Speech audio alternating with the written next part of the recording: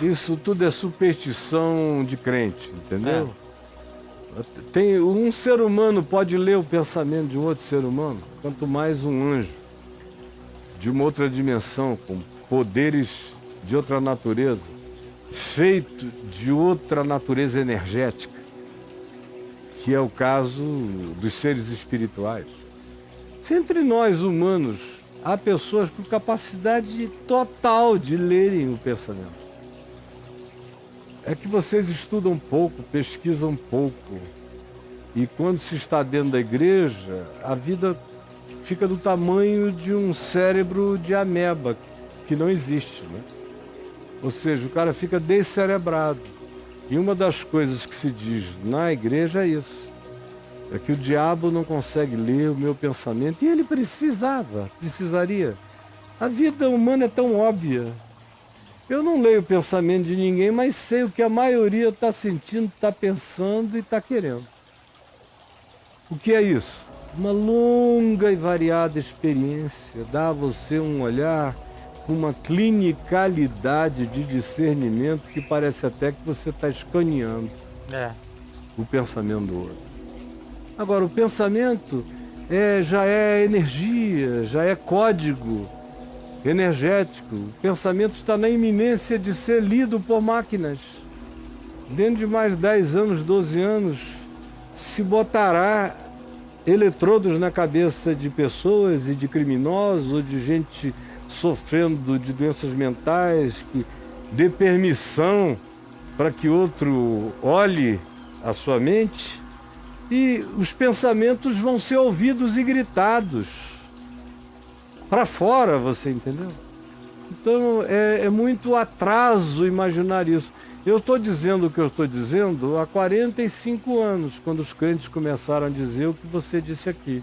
Dizer para mim, já diziam antes, isso era um axioma de crentes. E eu me converti dizendo, não, isso é idiotice. Um homem consegue ler a mente de outro homem, logo se desenvolverão máquinas para ler os pensamentos. Isso eu falava há 45 anos atrás. Hoje eu tenho certeza que a gente está na boca disso. Além do que nem precisa, porque uma pessoa... Olha, me imagine invisível, entrando na sua casa, sem que você e ninguém soubessem que eu estava dentro dos quartos, no banheiro. Você imagina que eu precisaria ler o seu pensamento para saber tudo sobre você? Claro que não. Saberia assim, ó. Sem entrar na tua casa, conversando um pouquinho contigo, já dá para saber um bocado. Tanto faz, o diabo pode ouvir tudo que eu digo e eu digo é na cara dele mesmo. Para com isso, deixa de ser supersticiosa, vira uma crente inteligente. E você já entendeu o que eu disse, o resto que o Braulio vai ler foi na hora da tua ignorância, até 5 minutos atrás. Você era uma ignorante. Quando você fez a primeira formulação, já respondi tudo até o fim. Que é sobre a sua oração, quem está ouvindo, que ouçam os principados e potestades todos. Aliás, Paulo diz que essa é a expectativa. Paulo diz que nós que somos povo de Deus, que genuinamente queremos viver o Evangelho, somos um espetáculo a principados e potestades.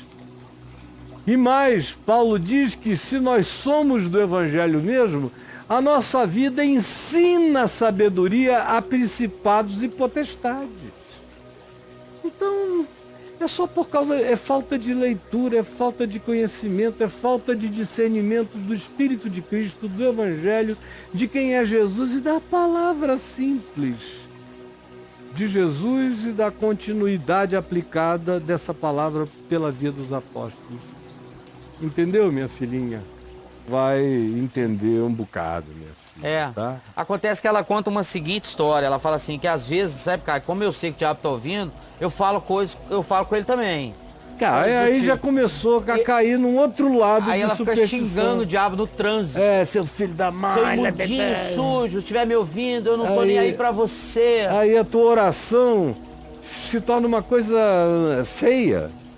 Você imagina alguém que ora para Deus e pro diabo. Senhor Deus, olha só, Satanás, tá vendo o que eu tô falando? Não se mete não, tá bom? Que coisa horrível, minha filha. Qual desenho Eu, animado? por exemplo, o diabo para mim, ele existe e eu o trato de tal modo, o meu trato para com o diabo é tão modo no estilo não tô nem aí, do jeito que Jesus ensinou, eis aí o filho do mundo, o príncipe deste mundo, e ele nada tem em mim. Em mim ele não tem assunto, comigo ele não tem discussão, eu não dou ouvidos a ele, tentação dele entra por aqui, sai por ali. Isso. Não dou a mínima para Satanás. Sou de Jesus, estou coberto pela luz, estou vestido pelo mais valente. Tenho todas as armaduras da justiça e da graça. E é poderoso aquele que me cobre, para que eu ande pacificadamente e atravesse o dia mau e permaneça inabalável. Você entendeu? Então, filha, por favor, você precisa aprender a orar. Escreva aí, aprender a orar no portal. Aprender a orar.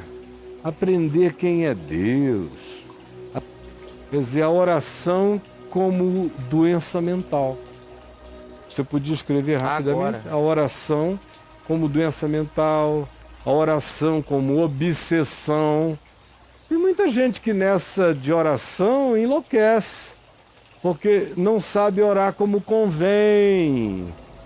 Não aprendeu com Jesus a orar. Por isso os discípulos de Jesus pediram a Jesus, ensina-nos a orar. E Jesus não disse, isso é bobagem. Jesus disse, não, quando orardes, orareis assim. E aquilo não é uma reza, não é uma mantra, é um conteúdo para ocupar o nosso pensamento em oração. Aqueles são os temas principais, essenciais, da minha atitude mental, do meu modo de pensar, porque o meu modo de pensar é o meu modo de orar. Eu, por exemplo, não diferencio os meus pensamentos das minhas orações. Eu penso orando e oro pensando, eu penso orando e oro pensando. O meu diálogo de pensamento não é de mim comigo mesmo, é de mim com Deus em mim. Por isso eu oro pensando e penso orando, e é possível assim viver pensando e viver orando e orando sem cessar, enquanto eu penso em oração. E sem obsessão, sem recorrência, sem tema fixo, porque aí adoece mentalmente.